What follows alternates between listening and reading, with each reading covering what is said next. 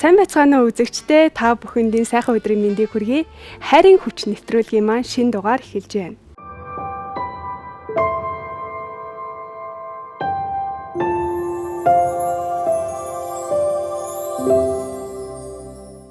Хайрын хүч нэвтрүүлгийн ерөнхий ивент тэтгэгчээр ажиллаж байгаа баярлсан сэтгэлийн илэрхийлэл Mercy брэнд. Хүний амьдралдаа хийдэг хамгийн гайхалтай, хамгийн сэтгэл хөдлөсөн мөн амьдралын утга учирыг харуулсан хамгийн чухал алхмуудын нэг бол гэрлэл хэмээн хайрлуулж амьдрах хоёр дахь боломж хэмээх номонд бичсэн байдгийн.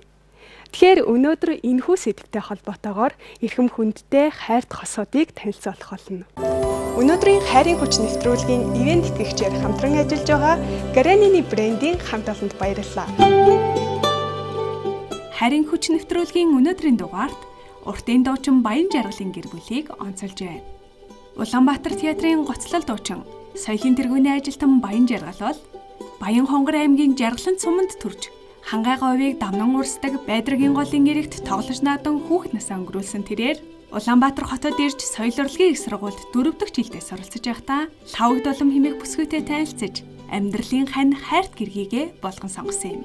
2013 онд соёл урлагийн их сургуулийг төгсөх жилдээ бүгд найрамдах Солонгос улсын Намянжу хотод үндэсний урлагаа сурталчлахаар хугацаатай гэрээгээр харь орныг зорих үедээ ирээдүйн гэргийтэйгээ аль хэдийн танилцсан байсан гэж шүү. Гэргий лавг долом хүний нөөц мэрэгчлээ. Хоёр сайхан үрийн ээж болсон энэ бүсгүй танилцаад ердөө 9 сар болсон хар хүүгээ ажлын гэрээгээр бүгд найрамдах Солонгос улсыг зориход 8 сар хүлээсэн гэдэг. Урлагийн хүнтэй гэр бүл болно гэж хизээч төсөөлөөгүй явсан энэ бүсгүй хайр тантайгаа учирснаас хойш нөхрөө ард олондоо танигдсан гавьяат олтлон дэмжихээр эргэлт буцалтгүй шийдэж ийсэн гин шүү. Нэг нэгсэн итгэл дэмжилгээр амьдралаа холбосон хайрт хосоод өдгөө хоёр хүүхдийн аав ээж болж хамтын амьдралаа эхлүүлсэн 13 дахь жилийн ойдороо гэрлэх ёслолын ордонд хурмаа хийсэн сайхан түүхийн эзэд олжээ. Хосуудын хайрын түүх хаанаас эхэлж хэрхэн үргэлжилсэн бол? За нэвтрүүлгийн зүгээс бид хоёрт ийм даалгавар өгсөн байна. Тэгээд нөхрөө хамгийн анх харсан өдөр тухайн мөчийг санаж байна уу? Та хамгийн анх нөхрийнхөө юунд дурлсан бэ гэж. Бид чинь 2012 он 7 сарын 20-нд ерөөдөө танилцж исэн. Гэхдээ нөхрийгөө би өмнөх жилийн наадмаар харсан байдгийн. Тэр нь болохоор аавынхаа компьютер дээрээс нөхрийнхөө зургийг харчаад ямар хөөрхөн залуу вэ гэд харж исэн. Тэгээд жилийн дараа тэр залуутайгаа танилцсан байдیں۔ Тэгээд тухайн үед харахад айгүй хөөрхөн тийм шар дээл малгай өмссөн. Тэгээд тийм үйл ялаг инээмсэглэлцэн тэр нүд инээмсэглэл хоёр нь их таалагдчихсан. Эхнэрээ хамгийн анх харсан өдөр цагийг санаж байна уу? Танилцах оролдлогыг хэрхэн хийсэн бэ? За 7 сарын 2012 оны 7 сарын 18-ны өдөр 12:45 анхаарч байсан. За тэгээд тэр харсан цагаас хойш оролдлогыг өдөр шөнөгүй хийсэн. Тэгээд 20-оос 7 сарын 20-оос ер нь оролдлого гайгүй бүтсэн гэж ойлгож байна. Хамгийн анх танд ямар бэлгэгч байсан бэ? Хамгийн анх 2012-оос 13 оны яг шилжих шинэ жилийг бид хоёр хамтдаа өнгөрүүлж исэн. Тэгээд надад шинэ жилээр тийм палаж бэлгэлж исэн. Тийм мартсан шүү дээ. За яа өнгөтэй палаж бэлгэлж исэн биз дээ. Хоёр дахь асуулт. Таны эхнэрийн таны нүдэнд хамгийн анх туссан онцгой зүйл нь юу байсан бэ? Хамгийн онцгой зүйл нь инээмсэглэл байсан. Мэдээж царайлаг л байсан л да. Царай. За дараагийн асуулт маань та хоёрын албан ёсоор үерхэж эхэлсэн өдөр хизээ вэ гэсэн байна. 2012 оны 9 сарын дундуур санагдчихэв. Яг өдрийг санахгүй байна. 10 сарын 15-нд шүү дээ. 9 сарын дундаас үргэлж. 9 сарын 15 авсан болов уу? 10 сарын 15-нд. хамгийн анх болцоонд урьсан өдөр хэдэн оны хэдэн сарын хэдний өдөр байсан бэ? За ер нь би л дандаа болзоонд үрдэг. За манай энэ намайг болзоонд харин урьжээс юм лу. Ер нь дандаа л би л болзоонд дүрээл би л уул зэлгээл. Тэ. Тийм ээ. 13 оны 13 оны шинэ жил өнгөрөөд байхгүй юу? Ерөөдөө нөгөө 13 ихнийхээ нэг 8 9 дээр л явж ирсэн баг. Тэгээд он гараад намайг ер нь бол ойлгодог болсон. Тэгээд хоолнд орё болцъё гэдэг саналууд ер нь сайн ярьдаг байсан. Итгэл санахгүй байна. Хамт амьдрий гэдэг үгийг хизээхэн эхэлж хэлж байсан бэ? Энэ болохоор бид хоёрын асуулт, бид хоёр дэмжиг байна те. Хамт амьдрий гэдэг ер нь бол хамт амьдрий л гээл би ер нь тэгэл тариадсан баха. Тариадсан баха юу? Тэгсэн бах. 13 оны 1 сард бид хоёр бол үерхэд нэг ойлгодог мэддэг болсон байсан. Би бүтэн 8 сар болов. 9 сар Солонгост ингэж ажиллаад, уран бүтээлээрээ дуу хоороор ажиллаад ирээд тэгээд тэр одоо хүлээлт маань маш сайхан одоо намайг хүлээгээд ингэ байжсэн. Тэгээд тэр цагаас хойш хамтран амьдраад бүдий хүрсэн байдаг юм байна. За одоо минь та их нэртэй хизээ хэрхэн яаж үерхийг санал тавьсан бэ? За 2012 оны 9 сарын за ер нь бол 8 сараас хол үерхийгээ саналуудыг маш их тавьсан. Тэр харин яах гээд байгаа юм явж байгаад 9 сарын анхны тэр уулзалт 9 сарын 10 даар нэг уулзаал тэгээд тэндээс ер нь гайтайхан нааштай хариутай болоод гайг болсон та. За миний асуулт. Гэрлэх саналыг хизээ нөхрөөсөө авсан бэ? Гэрлэх саналыг сүү тавих саналыг бол 2022 оны 4 сарын 17-нд авсан. За гэрлэх саналыг бол 2025 оны 8 сарын 29-ний өдөр хоёлаа гэмт хормаяа гэсэн. Тэг таарч байна. За миний асуулт. Гэргээ танд жирэмсэн болсон гэдгээ танд хизээ яаж хэлсэн бэ? За тэр чинь 14 оны. Тий. 14 оны 3 сард хэлсэн шүү дээ. Тий. Ер нь бол миний төрсөн өдөртөө нилээ. Миний төрсөн өдөр өнгөрөөд. Тий. Хэлжсэн. Мартин 8 өнгөрөөд тий. Тий. Тэгээд хэлжсэн. Нөгөө нэг үздэг юм аа үзүүлээл. Тэгээд хөөхтэй болчлоо гэдэг. Тухайд баярлах, сандрах, айх бүх зүйл хуцчихлаа. Тэгээд тэр нэг сайхан өдөр байж тээ. Ийм гоё асуултнууд байна. Баярлаа. Үзэгчтэй харийн хүч нэвтрүүлгийн сэтгэл зүйн сорилын болон эхэлж байна. Эхний сорил бол за манай их богд эзэн Чингис хаан маань хэлсэн байдаг шүү дээ.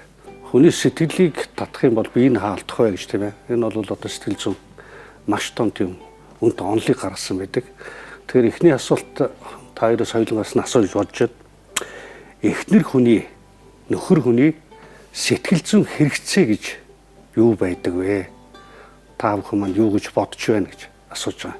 Эхнэр нөхөр хоёрын тус тустай өөр байдаг гэж сэтгэл судлалын шинжилгээнд үздэг л дээ. Тэгэхээр яг та бүхэн одоо биднийг үзэж байгаа үзэгчд маань бас бодоо сууж байгаа. Нөхөр хүн ер нь эхнэрээсээ яг юу хүсдэг юм? Эхнэр хүн нөхрөөсөө яг юу хүсдэг юм бэ гэж ямар байгаасаа гэж хүсдэг юм те. Гэр бүл хань ижил та тэр зам нөхөр хүн юу хүсдэг вэ гэвэл халамжийг хүсдэг юм лөө гэж боддог. Тэгээ мэдээж одоо чи баян саратлаа өөрийгөө хэлж гэнэ үү эхнэрийгөө хэлж гэнэ үү? Өөрийгөө хэлж байгаа. Өөрийгөө. Эхнэрээс нэг ийм юм хүсдэг юм даа гэдэг. За ер нь бол ганцхан бийж биш байх. Ер нь бол манай ирчүүд халамжинд их дуртай байдаг. За гэж ойлгодог. Би халамжинд их хүсдэг те. За тий. Өшөө. За тэгээд мэдээж л одоо хайр майруул ингээл нийтийн сэдв юм чинь. За хүндлэлийг бас их зүйтэй. Тийм. Одоо мэдээж одоо халамж, хүндлэл. Аа. За тэгээд одоо бас хөлөө зөвшөөрөх гэдэг юм уу нэг юм хөлөө зөвшөөрөх. Тийм зүйлүүдийг л одоо боддог да. Яг үнэ. Чи яг бодоход ингээд яг сэтгэл зүйн үндсэлтэнүүд яриад байгаа байхгүй. Тэгээд би олзуурхаад байна л да. Аа. Нэрэл одоо эрэгтэй хүний өнцгөөс л хараад хариулж шүү дээ. За өшөө нэмэх юм бол байхгүй наа. Өшөө орж ирэх юм тулгамдаад байна. Толж байна. Аа. Лав толж байд. За миний хувьд бол хайр халамж, амар амгалан байдал. Амар амгалан байдал. Тэгээд итгэлтэй байдал. Итгэлцэл. Тий, Үнэнч итгэлцэл. гэсэн үг шүү дээ, тийм үү? Зүйтэй. Өшөө. За тийм л зүйл орж ирж байна. Одоо орж ирдэн даа. За тэгвэл энэ хариултыг бол сэтгэл судлалын шинжилгээ ухааны үүднээс яг наривч тодорхойлсон байдаг. Тэрийг одоо дараад нь хариултыг нь өгнө. За ганцхан та хоёрт бол зориулж хэлж байгаа юм биш үү? Ер нь үзэгч одоо гэр бүлүүд ялангуяа залуу гэр бүлүүд бол одоо эхнэр нөхрийнхөө сэтгэл зүйн хэрэгцээг мэдж байх юм бол мэдж байна гэдэг чинь тэр байдлаар хандна гэсэн үг шүү дээ. Тэгэхээр тэр хоёрыг ойлголцол бол бат бэх байх боломжтой байдаг л гэж үздэг байхгүй. За хоёрдугаар асуултыг би та хэлэхээс илүү энэ нийгэмд бас нэлийн одоо би 15 жил сэтгэл зүйн зөвлөгөө өгч байгаа. Тэгээд энэ дэр нэлийн тийм түгээмэл одоо асуудлууд бол байдаг л да. Тэгэхээр өнөөдрийн нэвтрүүлэг дээр би ганцхан эрхтэй буюу нөхрөөс хандаж нэг сорил авъя гэж тооцсон байгаа. Энэ жирлэг тийм айхтар асуудалд орох юм бол байхгүй тийм. Тэгэхээр нөхөр хүн эхнэртэй хайртай байж вэж гэрэлдэг. За гэрэлж байна гэдэг нь бол ер нь насан туршдаа бол одоо ингээд амьдралынхаа бүхий л одоо жаргал зовлон баяр гүнгийг ингээ хамт хуваалцаад насан туршдаа амьдрах гэсэн л гэсэн үг шүү дээ тийм ээ. Тэгэхээр сэтгэл судлалын шинжилгээ ухаанд хайртай эхнэрээ дараах 6 хүнээс дээгүүр тавьж байх ёстой гэдэг зарчим байдаг. Тэгэхээр би юу гэж асуух гэж байна вэ гэхээр эхнэрээ яг ямар хүмүүсээс илүү тавьдаг вэ гэдгийг би тодруулж асуух гэдэг. За ер нь энийг бол ер нь мэдчихсэн нь. Үгүй ээ, өстой мэдж байгаа. За тэгвэл би тодруулж асууя. За нэгдүгээр асуулт. Танд ямар нэгэн төсөөллийн эмэгтэй бие одоо залуучууд энэрдгээр краш гэж ярилдаг шүү дээ. Чи бол одоо өөрөө урлагийн хүн. Урлагийн хүн бол сэтгэл хөдлөлттэй байдаг те. Одоо мэдээж сошиал орчин, телевиз, урлаг, уран сайхан за эсвэл зүгээр л амьдралд одоо ямар нэгэн хүнийг шүтэн биширдэг, хүндэлдэг, үнэлдэг те тийм эмэгтэй байдгүй. Байдаг. Мэдээж та тийм болоод. Тийм байдаг бол тэр хүнийг эхнэрээсээ илүү тавих уу гэж л асууж байгаа. Мэдээж юу гэж илүү тавих уу? Зүгээр хүндлэлийн чинь хэлбэрэнд явж байгаа шүү дээ. Хүндлээхэд эхнэрээсээ илүү хүндлэнэ гэсэн илүү тавина гэсэн бол байхгүй. Шиний асуулт бол тийм байна те. Хариултаа тийм. За баярлалаа. Дараагийн асуулт. Ээж эгч хоёроос эхнэрээ илүү тавих уу гэж асууж байгаа. Одоо нэлээд ноцтой асуулт биш үү те. Нэлээд хүнд асуулт байна. Гэхдээ одоо ингээд 10 жил амьдраад ирсэг тийм нэгнийгээ биенээ мэдэрдэг, ойлгодог болсон. Энэ үед бол баг илүү тавиад байгаа юм шиг мэдэмж төрдөг. Би бас энэ зөв ч юм уу, буруу ч юм уу гэж хаяас эргэлзэж байна. Тэгэхээр өөрөөхөө л миний миний бодлоор бол заримдаа бол бүр их тавцсан байж идэг. Одоо сүүлүүдл ийм л болчиход байна гэж байна. За ойлголоо. За та хоёртайгаа танилцаад ярилцж байгаа та хоёр болохоор хүү охинтой гэжсэн тийм ээ. Тэгэхээр охинч байна, хүүч байна. Эхнэр хүүхэд хоёрыг аль нэгийг сонг гэвэл алийг илүү чухалчлах бай. Хинчээстэй. За асуулт. Мэдээж хоёр хүүхдийг бол нэг хүүхдэд багц болгосон байгаа шүү дээ. Тий. Хинчтэй за асуулт байна. Тий, сорил гэхээс л харахгүй шүү дээ тийм ээ. Одоо тэгэл бодож байгаагүй юм байна би тийм. Яг одоо бодол үз. Тус юм дээр одоо яах вэ гээл тий. Хүүхдээ л баха. Би үл гэж бодож. Зүйтэй. За яг хариултыг авлаа. За яг буруу хийсэн. Буруу бол дараа хэлнэ. Тэгээ ямар ч таг бас хэлнэ л дээ. Тэгээ яагаад юм байх хэвээр байна. За дараагийнх нь за баян жаргалд маш олон одоо найзууд байгаа тийм ээ. Энэ ирчүүд бол одоо хэлдэг штэ бүр хошгиж хэлдэг тийм. Эхнэрийг бол олж болно штэ. Жинхэнэ нөхрөлийг бол найзыг олоход бол бас хэцүү штэ гэд хошгиж ярьдаг л да.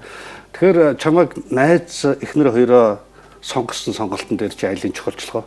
Мэдээж эхнэрэл шууд энэ дөр бол чи эргэлзэхгүй штэ зүйтэй. За сошиал орчинд одоо цагийг хэр өнгөрүүлдэг вэ? За ер нь идэвхтэй өнгөрүүлдэг. Идэвхтэй өнгөрүүлдэг. За тэр дотор бол тэгэл янз бүрийн одоо хүмүүс бол байгаа шүү дээ тийм ээ. Тий, яг гэхдээ би өөрийнхөө уран бүтээлийн идэвхжүүлэлт хийх талаараа сошиалд идэвхтэй байдаг. Яг өөрийнхөө ажил мэргэжлийн дагуу тийм сонирхолтой зүйлдээ анхаарал тавьдаг юм. Тэгэхээр миний асуулт болохоор цахим орчинд одоо хэр зэрэг одоо ач холбогдол өгөөд нөө их нэртэй амьд харилцаанд хэр зэрэг ач холбогдол өгч ийнө л гэсэн асуулт тийм үү. Тэгвэл би бол мэдээж гэр бүлдэл гэж байна те. За ойлголоо.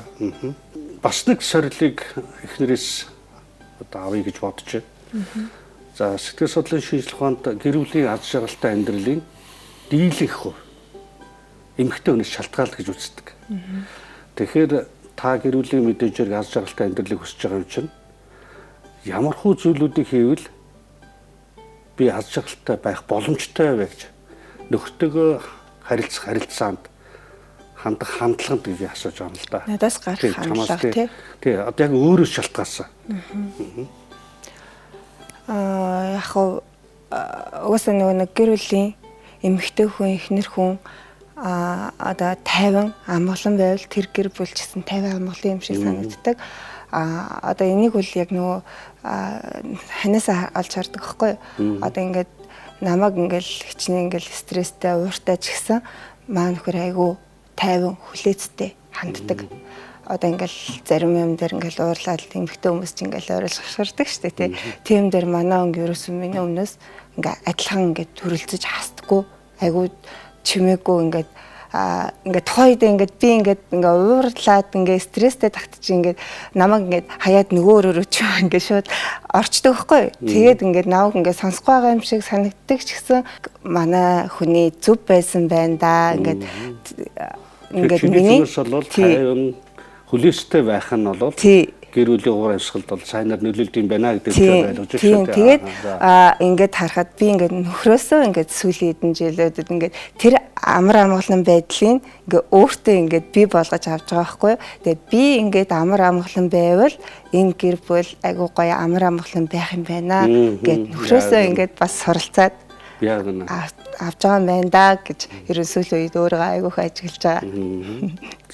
Тэгэхээр нэгт бол би амар амгалан байвал айл эхнэр хүн амар амгалан байвал тэр гэр бүл амар амгалан байх юм байна. Хоёрт мэдээж хэрэг эрэгтэй хүн халамж хүндлэлд айгуу туртай байд юм байна гэж ажигласан. Тий. Тэгээд нөгөө хийж байгаа ажил юунуудын уран бүтээлийн мэдээж хэрэг зарим зүйл дээр шүмжлэхэн байвал шүмжилчин зарим юмын ингээд яг үнэхээр гоё болж байгаа юмнуудын стамондог шүмийн найрын гэж чадж ин бүтээж ин гэт тэр болгонд ингээд урамшаад илүү хийж бүтээх нэг хүсэл эрмэлзэл нь бий болд юм байна гэж олж харсан. Урам зориг магтаал сайшаал өхн хэрэгтэй юм байна гэж хэлж байна зүйтэй. За олж харсан. Өөр юм байна. За итгэлцэл тий. Тий. Ер нь ингээд яг нөгөө дөнгөж эхэлж байгаа хосууд ч юм уу ингээд нөгөө ингээл нэгнийгаа ингээ харамлах мэдрэмж айгүйх байдаг шүү дээ тий. Тэгээд ингээд удаан амьдраад ирэхээр ингээд хажууд дахь хүндээ илүү итгэх ёстой, итгэлцэл бий байх ёстой юм байна гэдгийг бас олж харсан.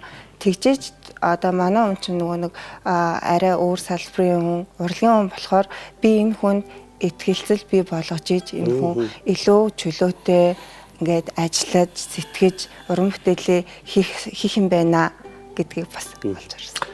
Лавдлан өндөө гайхалтай хариулж шүү. Чи дандаа зөв хариулаад байна шүү. Яг тэр нь бас зүгээр ч юм шиг нөгөө одоо ингээд битээр ямар нэгэн байдлаар нэг жоохон тийм муудалцлаач гэдэг юм уу тиймэрхүү зүйл болоод тухайн үед нөгөө ерөөсөө уучлалтгүйдгүй. Тэгээд ингээд дараа нь ингээд айгуу гоё тайвшраад ярилцаад сууж байхдаа чи тэрэн дээр тэгсэн шүү, би тэрэн дээр тэгсэн шүү, хоёулаа тэрэн дээрээ тийм байх ёстой шүү. За намайг тийм одоо үйлдэл гаргасан тиймэрхүү одоо санагдуулсан бол уучлаарай гэд нөгөө дараа нь уучлалтаа гуйдаг. Тэгээ гэр бүлийн аз жаргалтай амьдралын дийлэнх хувийг эмэгтэй хүнээс шалтгаалдаг гэдэг ингээд хэлж байгаа тохиолдол нь юу байгаа гэхээр тэр 5 зарчим л байд юм л да. Жишээлбэл энэ 5 зарчмыг л эмэгтэй хүн болгон мэдээд хэрэгжүүлчих юм бол тухайн гэр бүл үнэхээр л аз жаргалтай амьдарчдаг байхгүй юу. Тэгэхээр чи 3-ыг хэлчлээ 4-ыг нь бол хэллээ. За ерөнхийдөө бол би хариултуудыг авлаа. Тэгэхдээ энд бол зарим нь бол сайхан зөв хариултууд байна. Зарим нь болохоор бас одоо эргэж бодохоор яг хүн бас нухацтай бодохоор ийм хариултууд байлаа. Тэгээд сайхан асуултанд нэг нөгөө илэн даланггүй хариулсан таягтай баярлалаа. За тэгээд хариултыг дараа нь та бүхэнд сюрприз маягаар үзүүлнэ. За. Хайрын хүч нэвтрүүлгийн ерөнхий ивент тэтгэгчээр ажиллаж байгаа баярлсан сэтгэлийн илэрхийлэл Mercy брэнд. Айлгэрийн ноён нуруу эр хүн болж төрөөд хурим найраа хийж одоо үндсэндээ бас их нэртэй бэлэг барьж байгаа гэж ойлгож байгаа. Тэгээ манай эрчүүд бол бүгдээрээ гоё зоригтой байгаараа, шийдтэй байгаараа. Тэгээд нэг л өдрийн гоё мөрөөдөл чи биелдэг юм шүү. Тэгээд хуримын ордондоо гоё хуримаа заавал ёслоорой гэж та бүхнээс хүсэж байна. Баярлалаа.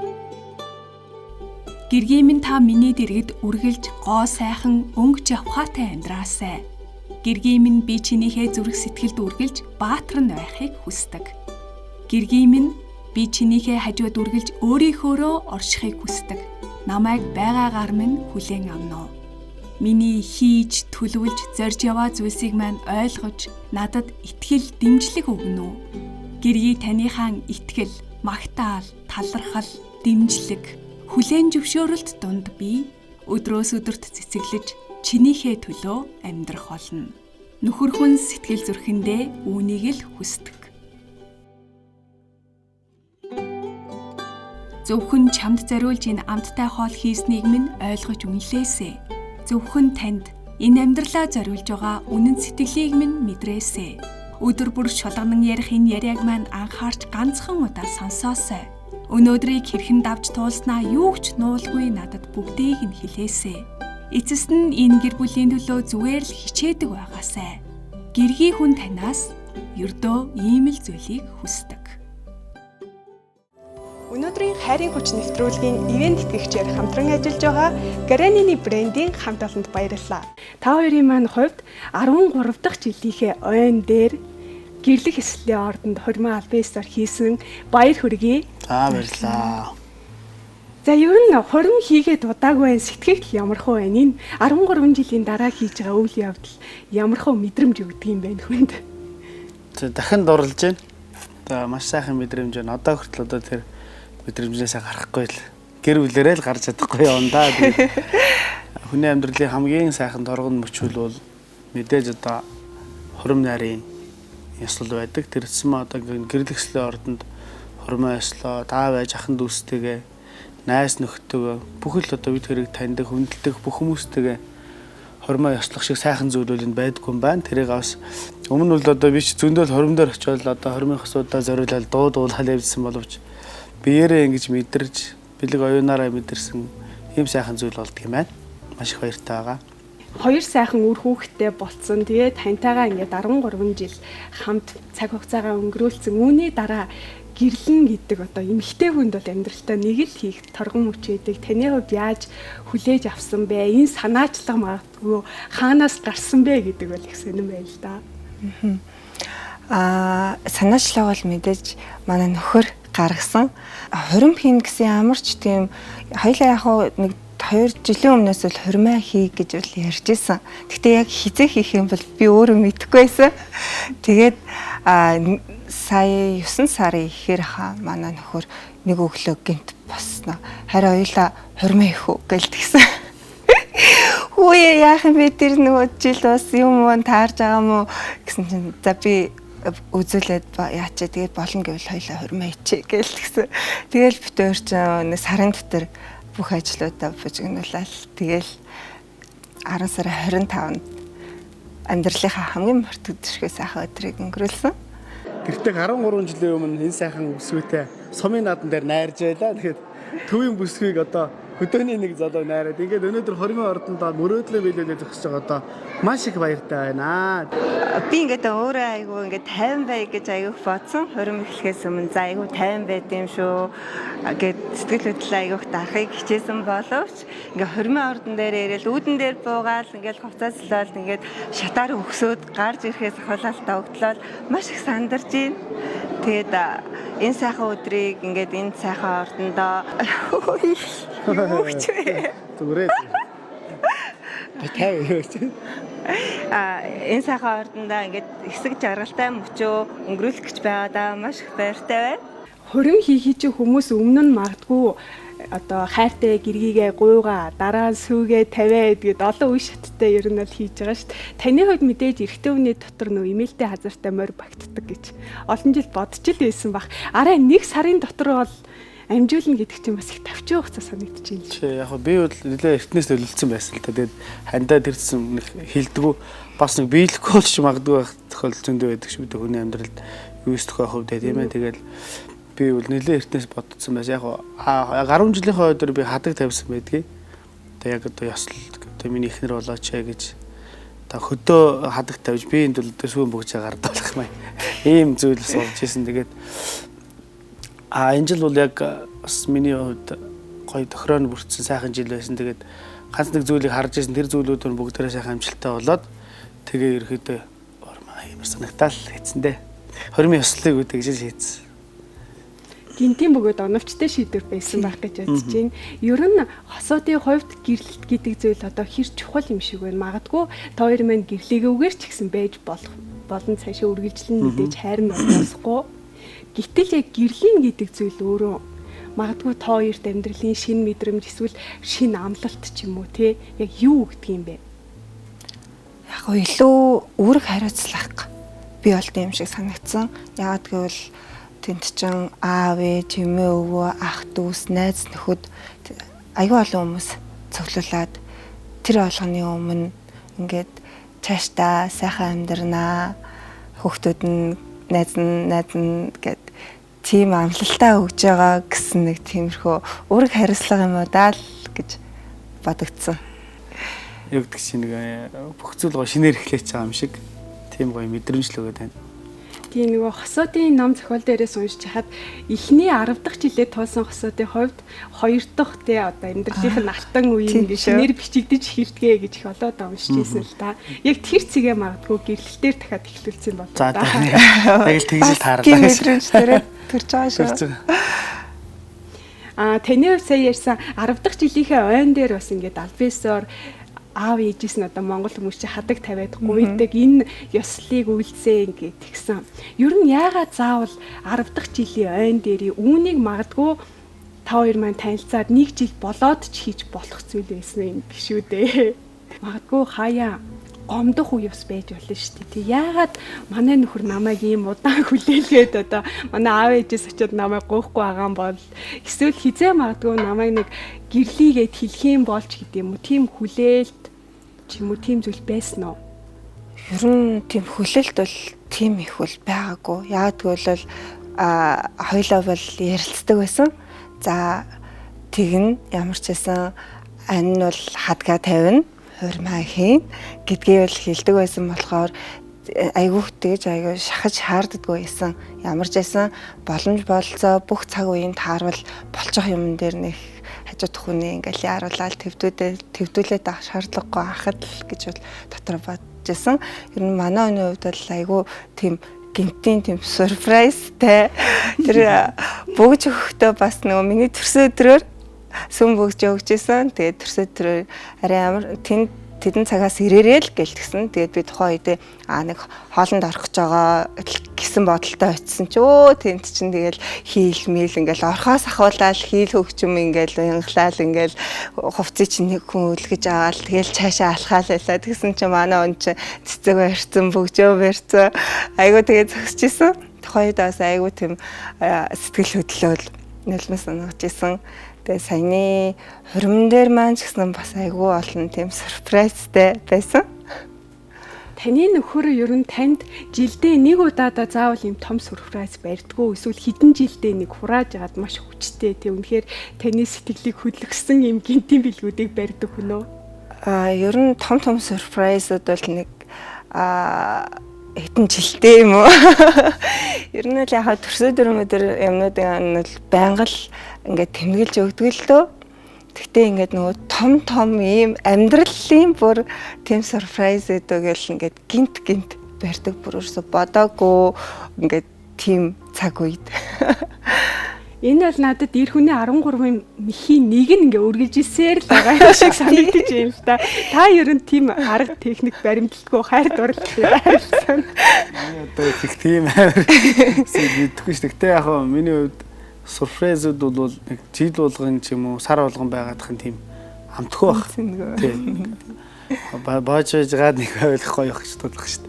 Надад бол тэгэл миний эхнээс гэсэн сюрпризүүд барьжлаасан ингээл охинтой боллоо, хөөтэй боллоо гэл тэр зүйлүүд бол маш гоё сюрпризууд байх шинэ. Жишээ би тэгээд яаж ханыгаа бас баярлуулах хэвээр зүгээр нэг энгийн зүйл дээр баярлах бас нэг томхон зүйл дээр баярлах хоёр чинь шал өөр анги зүйл.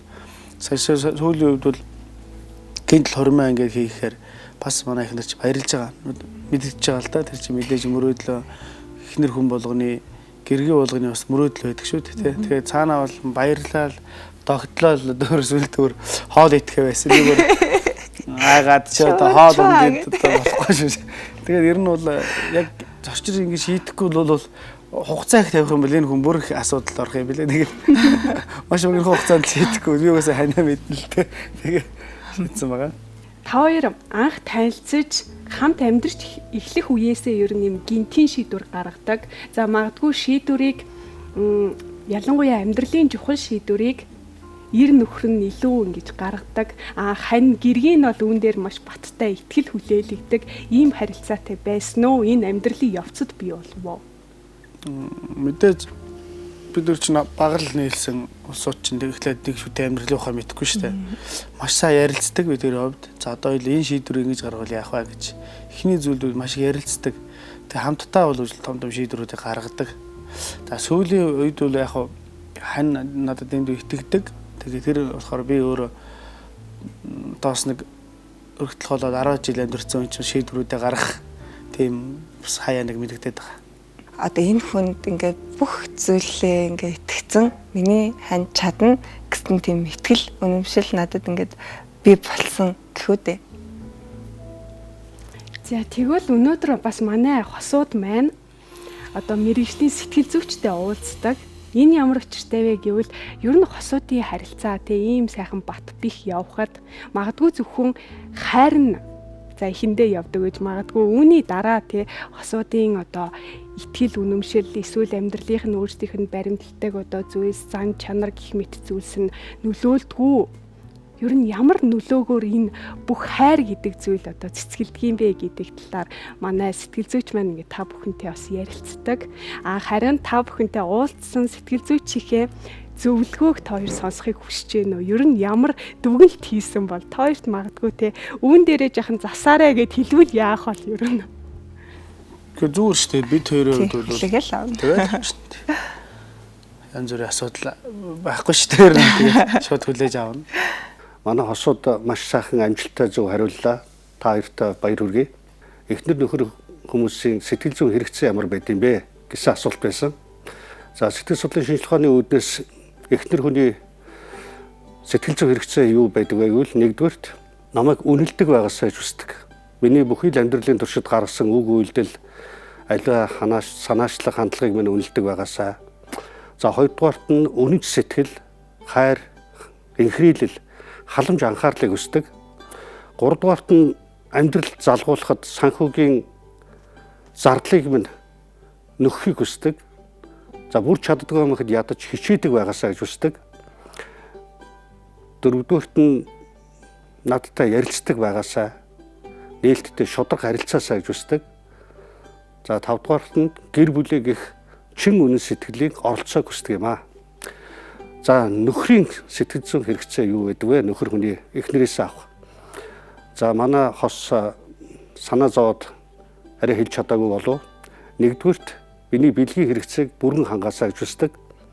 Хоёрдугаарт миний сонирхдаг зүйл, эрхэм зүйл одоо миний дуртай зүйлийг минь дэмждэг, ойлгодог, хүлээж авдаг байгаасаа гэж хүсдэг. Гуравдугаарт гэр оронд минь тав тухтай амар амгалан өөрөөрөө байх боломжийг минь олгодог байгаасаа гэж хүсдэг. Дөрөвдүгээрт нь эмэгтэй хүнийхээ хувьд бие аятайхан авч явдаг байгаасаа гэж хүсдэг. Энэ нь ганцхан гоо сайхан гадаа төрхөндөө биш, бусад хүмүүсийн хажууд надтай яаж харилцаж байгаа, яаж хөндлөж байгаа гэмээр мэдэрдэг байгаасаа гэж хүсдэг. Хамгийн сүүлд тавдугаарт нь намайг ямар ч нөхцөл байдалд номер 1 хүн гэж хүлээж авдаг байгаасаа гэж хүсдэг юм аа. За энэ хариултуудыг бол сэтгэл судлалын шинжилгээ ухаан гэр бүлийн хосуудад ингэж зөвлөдөг. Эхнэрээ дараах 6 хүнээс илүүд тавиа гэж сэтгэл судлалын шинжилгээ ухаан үздэг. За нэгдүгээрт хүүхдүүдээсээ илүү тавиа. Таны хүүхэд өнөөдөр нялх балчир байсан бай, насан турш бай.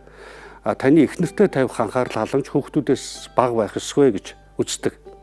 Яагаад вэ гэвэл таны хэрвээ хүүхэд хүү болвол танаас эмэгтэй хүнийг хайрлж хүндэлж явах ухааныг сурдаг. Хэрвээ охин байгаа бол өөрийг нь хүндэлдэг, үнэлдэг, эрийг, эр нөхрийг хайж олдгоо гэж үздэг. Тийм ч учраас сэтгэл судлалыг сайхан өгөөдөг. Аав хүний аав хүний хүүхдүүдэд хамгийн том бэлэг бол ээжийг нь хайрлах юм аа гэж хэлдэг. За хоёрдугаарт нь төсөөлийн эмэгтэйчүүдээс дээгүүр тавиараа гэж үздэг. Та ямар ч тохиолдолд ямар ч хүнийг бишрэн хүндэлдэг байлаа гэсэн таны энэ төсөөлийн эмэгтэй таны эхнэрээс бол ягааш давж гарах ёсгүй шүү гэж үздэг. За гуравдугаарт нь өөр бусад эмэгтэйчүүдээс илүү тавиараа гэж үздэг. Яагаад гэвэл сэтгэл судлалд хууралт гэдэг бол зөвхөн биеийн хууралт биш, сэтгэл зүйн хууралт явагддаг. Тэгэхээр энэ сэтгэл дотор байгаа зүйлүүд болоор бодит байдалд гарах магадaltaй байдаг учраас сэтгэл зүрхээ их хамгаалж яваараа гэж үздэг. За дөрөвдүгээрх нь танд ээж, охин, эмэгтэй дүү, эгч байж болно. Гэхдээ энэ бүхнээс эхнэрийгээ илүүд тавиараа гэж үздэг. Яагаад гэвэл таны амьдрал бол зөвхөн таны гэр бүл байдаг. Өөр хэнийг ч биш гэдгийг сайн ойлгосоо. Энэ үг нь болохоор ээжигээ бүү хайрлах, бүү үл тоо гэсэн үг бол биш. Ер нь аз жаргалтай, амжилттай амьдрий гэж байгаа бол гэр бүлийн төрлөх гэр бүлийнхээ гишүүдээс эхнэрээ илүү тайснараа та бүхний хайр сэтгэл, хамтын амьдрал улам аз жаргалтай байх боломжтой шүү гэдэг утгаар энэ зарчмыг баримталдаг. За дараад нь найз нөхдөсөө илүүд тавиа гэдэг. Таны олон жилийн нөхөрлөл сайн найзууд байгаа боловч таны эхнэрийг бол яагаад гүйцэх боломжгүй гэдгийг ойлгох хэрэгтэй. Учир нь таны ямар ч сайн найз байлаа гэд танд орой болгон хоолой чи хийж өгөхгүй шүү дээ. За хамгийн сүүлд нь цахим орчиндох цагийг эхнэрээсээ илүүд үзээрэй гэж үздэг. Та хоёрын амьд байгаа харилцаа цахим орчинд байгаа харилцаанаас хамаагүй илүү чухал гэдгийг зөв ойлгох хэрэгтэй. За тэгээд хамгийн сүүлд эхнэрээс асуусан 3 дахь сорилгын хариултыг хэлье. За энд юу байсан бэ гэхээр аз жаргалтай амьдралын дийлэнх хувь 90 гаруй хувь нь эмэгтэй хүнээс шалтгаалдаг гэж үздэг. Тийм учраас эмэгтэй хүн эрэгтэй хүний энэ сэтгэл зүйн хэрэгцээнүүдийг хангах юм бол та аз жаргалтай амьдрах бүрэн боломжтой гэж үзнэ. За энэ нь бол тийм ч олон биш, ердөө 5хан. За нэгдүгээрт манай оролцогч маш зөв хэлсэн итгэл. Хэрвээ та эр хүнийг сонгосон бол бүрэн итгэх хэрэгтэй гэж үздэг. Итгэл гэдэг бол эрэгтэй хүний хувьд хамгийн чухал хэрэгцээ байдаг. Таны амнаас гарч байгаа үг, таны хандж байгаа хандлага эр нөхөртөө бүрэн итгэсэн байх юм бол эр нөхрийн хамгийн болгоомжтой зүйл бол бусдын итгэл алдах, ялангуяа эхнэрийнхээ итгэлийг алдах хамгийн хэцүү байдаг. За энэ зарчмыг баримтлаарай. Хоёрдугаарх нь шагшин магтах хэрэгцээ. За манай зочин бол бас яг зөв хэлсэн, урамшуулж магтах ёстой гэж. Эр хүнийг эрдэн битээр магтах юм бол эр хүн өөрийгөө хаа мэд санаж эр хүн гэдгээ илүү мэдэрдэг юм аа. Тийм учраас бол энэ хэрэгцээ их өндөр байдаг ах нь байна. За дараагийнх нь талархах хэрэгцээ. Харин байгаа юмдаа олсон ололттой хөрсөн амжилтандаа талархах хэрэгцээ байх юм бол сэтгэл зүйн хувьд эр нөхөр чинь аз жаргалтай байдаг шүү гэж хэлмээр байна. За дараагийнх нь аливаа санаачлалыг нь хөхүүлэн дэмжих хэрэгцээ. За энэ дээр болохоор эр нөхөр маань хэлжсэн, нөхөр нь хэлжсэн. Миний дуртай зүйлийг, миний сонирхдаг зүйлийг дэмждэг байгаасаа гэж энэтэй холбоотой юм. Аливаа санаачлалыг нь хөхүүлэн дэмждэг бол эмэгтэй хүний хувьд та эр нөхрийнхөө тусламжийг хүлээж авч түүнд нь урамших, талархах сэтгэл зүйтэй байх хэрэгтэй гэж үздэг. За хамгийн сүүлчийнх нь болохоор энэ хамгийн чухал хэрэгцээ байгаагаар нь хүлээж ав. Та эр нөхрийг нэгэн сонгосон бол хэн нэгэн хүнтэй битгий харьцуул. Ямар нэгэн загварт битгий орвол танаа нөхөр байгаа нь л энэ гэж хүлээж аваарай. Энэ хэрэгцээ бол өөрийг нь байгаар нь хүлээж авах хамгийн чухал хэрэгцээ юм шүү. Энэ 5 хэрэгцээг хангаж чадах юм бол бүх гэр бүлүүд аз жаргалтай байж эр нөхрийнхөө сэтгэл хангалуун байдлыг өргөж явна гэдэгт итгэлтэй байж болно.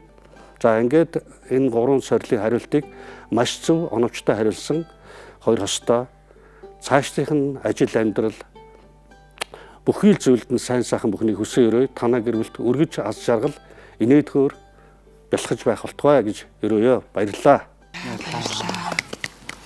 Та хоёроос би нэг юм хосуудын хувьд мэдээж асуулт хариултаар бол юмыг ингээд гоё эвтэйхэн хариулчих болно. Гэхдээ ер нь та хоёр маань гэрт дотроо тий эсвэл нэг нэгэндээ яг ямар мэдрэмж төрүүлдэг хүмүүс вэ гэдгийг дуу чимээгээр сонсоод хэрэг гуагалж явах ч юм уу би мэдэхгүй байна. Энэ хинтээ илүү төстэй санагдчихээн тий гэдгээ та хоёр маань бодвол яах вэ? Бид хоёрын уу? За. Зураач хөгжлөө байна гэж. За тэгэхээр энэ хин нь байх магадлалтай вэ гэдэг нэртэй тоглоом. Ямар дуу чимээ байхыг одоо хамт сонсно. Энд дуу чимээ хэрвээ надтай төстэй байна гэх юм бол та гараа өргөн. Магадгүй миний нөхөртэй адилхан байна гэвэл та нөхөрлүүгээ заах болно гэсэн үг. Тэгээд мэдээж энэ хүн нүдний болтуудыг зөөх болно. Тэгэхээр хин нь гар өргөж байгааг мэдэхгүй гэсэн үг. Тийм ээ. За эхний чимээг хамтдаа сонсъё.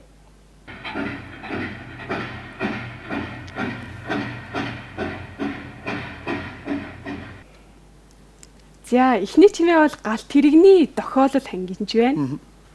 Хоёр дахь чимээ.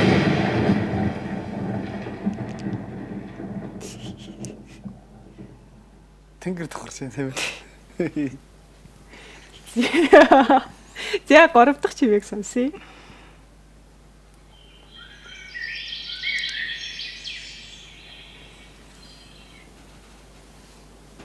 За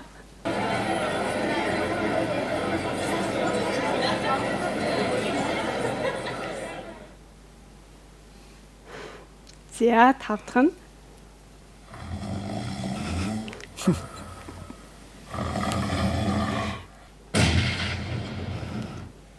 Тэжээр. За.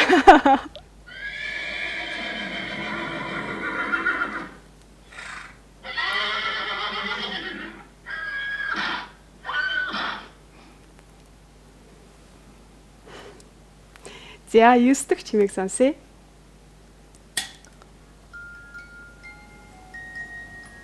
Сэрэдлэг. За.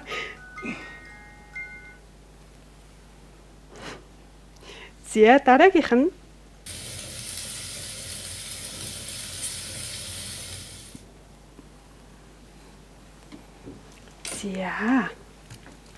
За болсон та хоёр маань нүдний болтоо авно. За гэсэн өмнөд авраачлаа шүү дээ. Нөгөө юм. Гэхдээ яг төсөөлөгч л байна. За дуу чимээнээс нь Зарим дуу чимээг нь бас яг төсөөлснөөс арай өөр дуу чимээ байгаа тань.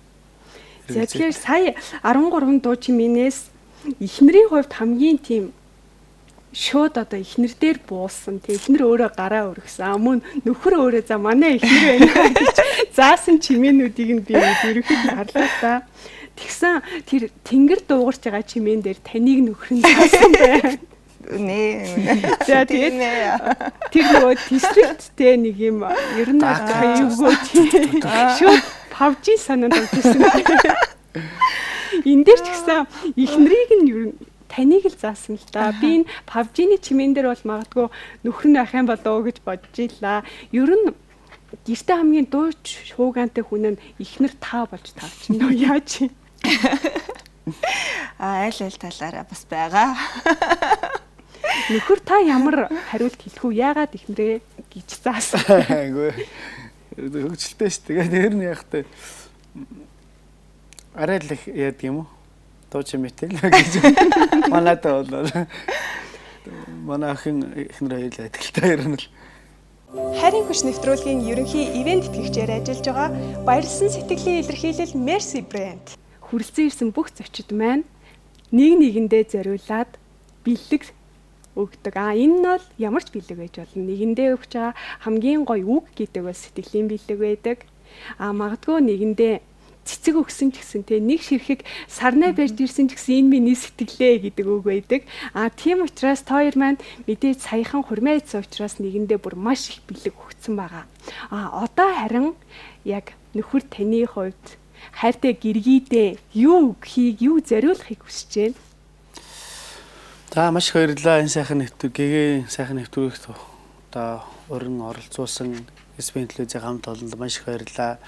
Бид бүхний гэр бүлийн зүгээс та бүхэнд ажлын амжилт хүсье.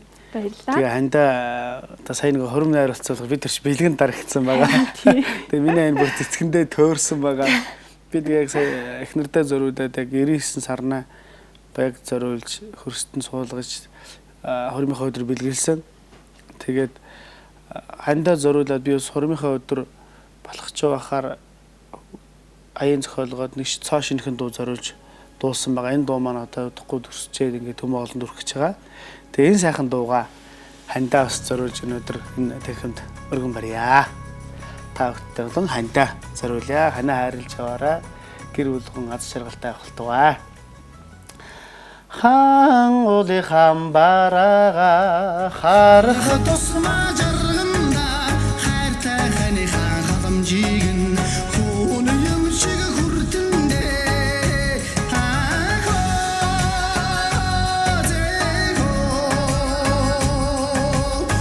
хүн юм шиг хүртэндээ хүн юм шиг хүртэндээ